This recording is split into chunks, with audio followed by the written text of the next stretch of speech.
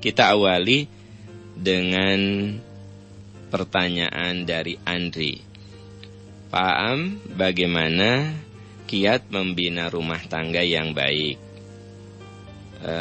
Jangan sampai rumah tangga saya tidak barokah. Ya, pertama, yang namanya berumah tangga itu kita harus sadar, kita menikah bukan dengan orang yang sama. Jadi kita menikah bukan dengan orang yang sama. Jangan berharap bahwa selera kita, pemikiran kita, kecenderungan kita itu selalu sama dengan pasangan hidup. Ya, ada beberapa yang sama, tapi boleh jadi banyak yang berbeda. Hanya memang biasanya kalau masih pacaran serasa banyak yang sama. Kalau masih pacaran, ya. Aku mah dah suka batagor, iya aku juga suka gitu, ya. Aku mah seneng bakso tahu, iya aku juga suka. Aku mah seneng traveling ke gunung, ke pantai, pokoknya yang berbau alam lah. Iya aku juga suka. Memang lebay sih ya. Jadi memang kalau belum nikah itu biasanya merasa banyak yang sama. Tapi setelah nikah, nah orang suka bilang gini, aku tuh gak ngerti ya, sama istri tuh gak ada sama-samanya loh. Beda semua, selera beda, cara berpikir beda. Nah jadi mojang-bujang untuk Andri terutama yang bertanya, jadi Anda harus pahami itu dulu, bahwa yang namanya rumah tangga itu pasti akan ada perbedaan pemikiran, perbedaan pandangan, perbedaan kesukaan, ya. Tetapi perbedaan-perbedaan itu kan tidak bisa ditiadakan, ya. Tetap harus eksis, tetap harus ada. Maka yang pertama, fahami bahwa kita menikah dengan orang yang berbeda, gitu.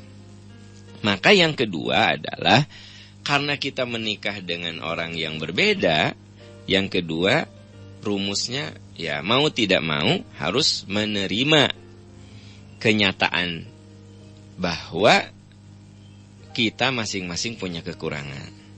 Istri punya kekurangan, suami juga punya kekurangan. Seringkali yang jadi masalah, suami merasa hebat, istri juga merasa hebat, ya. Nah biasanya ini seringkali terjadi konflik. Kalau istri merasa pemikirannya lebih hebat, kerangka berpikirnya lebih canggih, ya.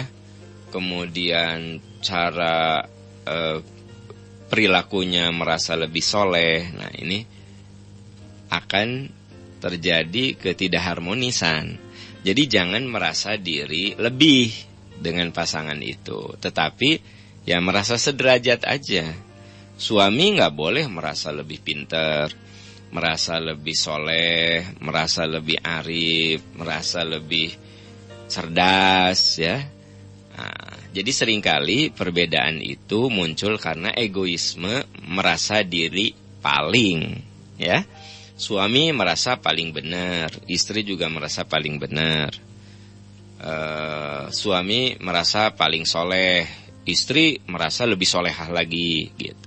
Nah biasanya kalau merasa masing-masing merasa lebih, nah ini tingkat konflik sering terjadi, ya seringkali terjadi.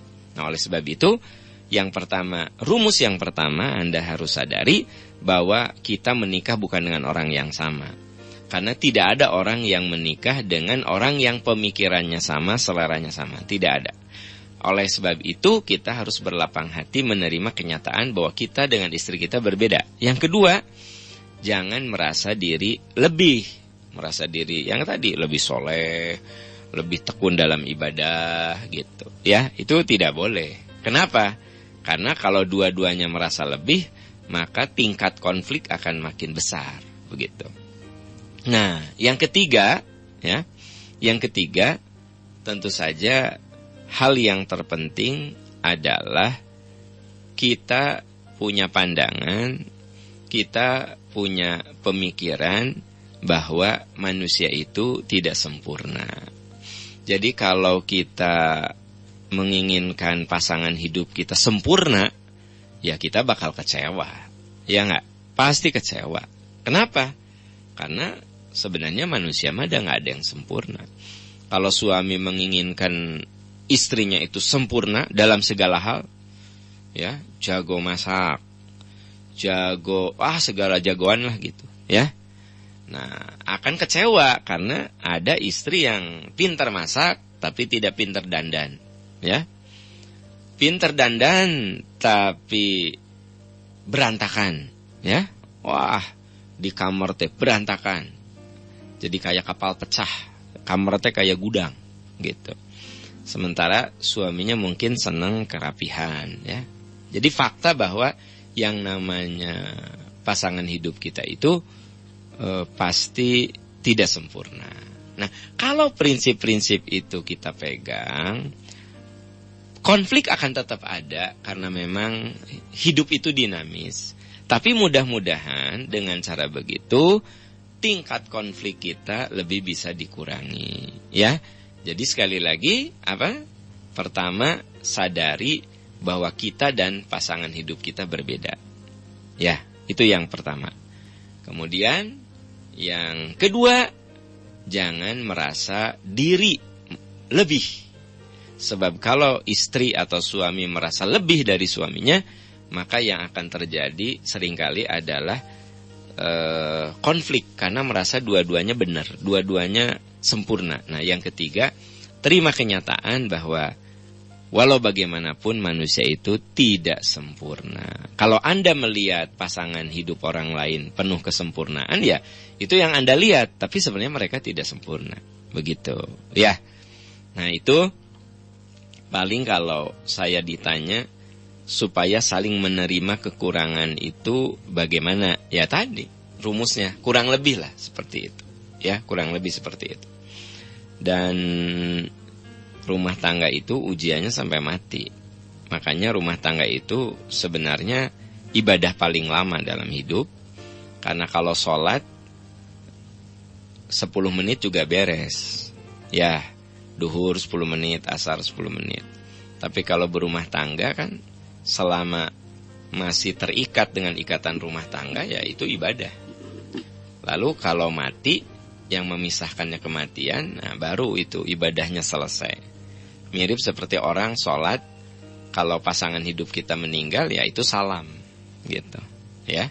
Kalau bercerai, nah itu mirip orang sholat itu batal, begitu. Jadi dia bisa takbir lagi, ya. Nah, kemudian yang namanya rumah tangga itu kan sekolah terlama.